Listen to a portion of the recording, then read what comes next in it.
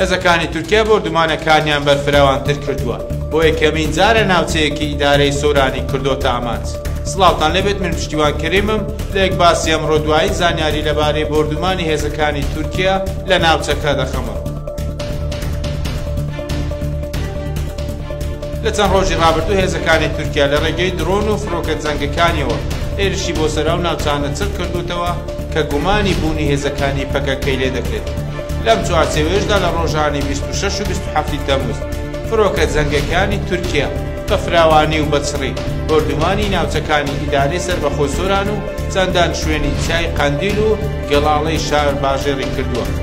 لە هەندێکیان نزیک گوند و شارۆچکەکانە.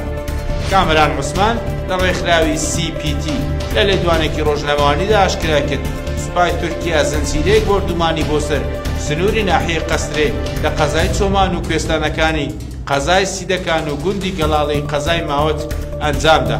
لەبارەی وردەکاری بردومانەکە ناوبراو ڕوونی دەکاتەوە لە کاتژمێر 10:50 خولەکی شەوی ڕابردوو فڕۆکە جەنگەکانی سوپای تورکیا بردومانی شاخی کۆخە و چیای ناسریان کرد لە ناحیەی قەسرێ.